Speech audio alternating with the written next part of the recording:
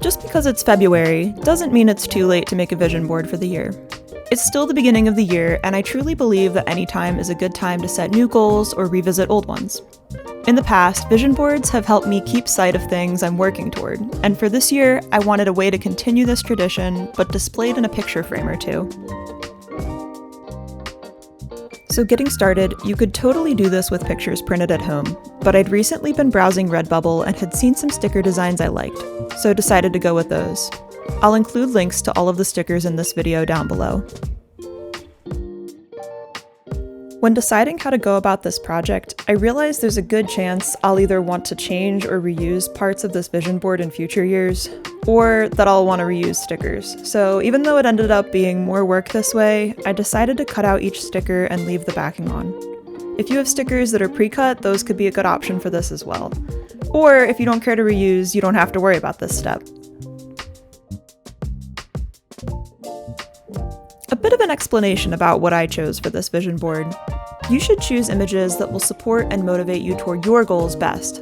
But for myself, I chose a mix of things that I enjoy and want to remind myself to continue to make time for. Art, travel, reading, baking. I included inspirational messages or quotes, and nature and scenery that I find peaceful. I found that it can be helpful in my vision boards to not only have the things that I'm striving for, but things that I know I currently enjoy and I find relaxing. This helps me push toward my goals while still remembering to enjoy the present moment. So you're probably thinking, are all those stickers really going to fit on that frame? No, they're not. When browsing for frames, the one I liked most, this one, well, these, came in a 2-pack, so I figured I might as well use both. To be totally honest, I did not order a certain number of stickers based on the size of my frames.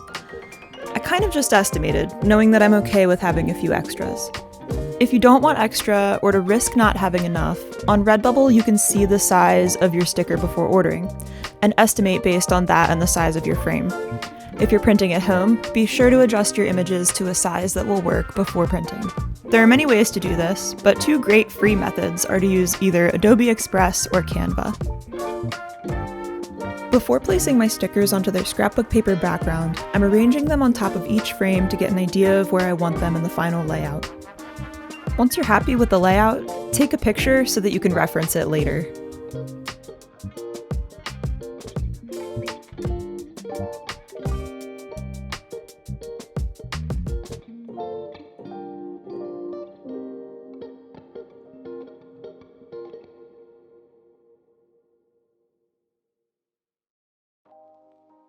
Time to choose a background for each frame. I found these sheets of scrapbook paper in a pack on Amazon and just made sure the size of the paper fit my frames. If you have a smaller frame, you can always cut your scrapbook paper down to size. I liked that these all have a neutral color palette, so the stickers won't clash with their backgrounds. However, feel free to choose any style that fits the vibe you want.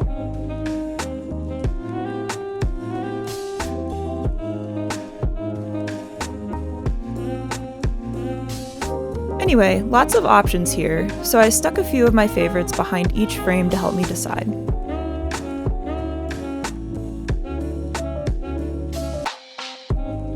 I ended up choosing the same pattern for both, to kind of connect the 2 frames together a bit more.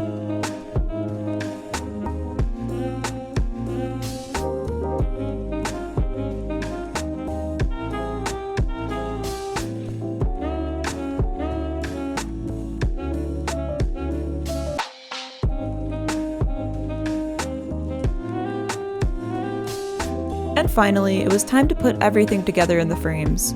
If you're using this frame or a similar one with removable glass, be careful because those edges are sharp.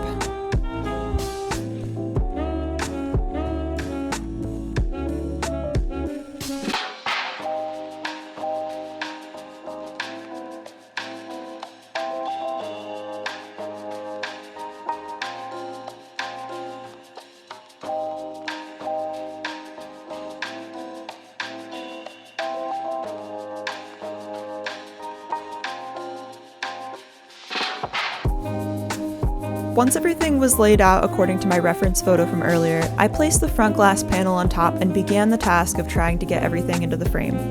I've got to be honest, I think this part would be easier if you're actually sticking the stickers to the background, but if you're determined to be able to reuse them later like me, it's definitely possible to make this work. The stickers just may slide around a little. I didn't have any at the time, but another option if you have double-sided tape is to use that to stick them to the background.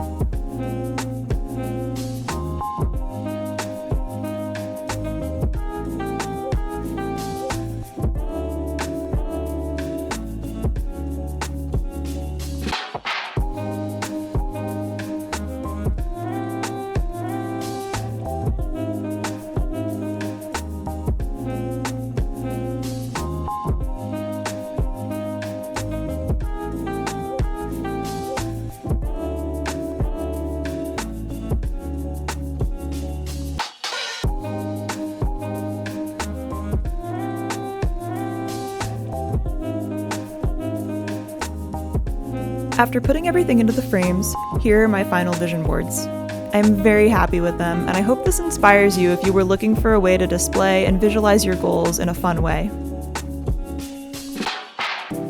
As a side note, as you can see, one of my goals this year is to improve my videos and skills with several of the Adobe apps. So thank you very much for watching and supporting this goal, and if you enjoyed this video, definitely subscribe. There are many more fun projects coming on this channel.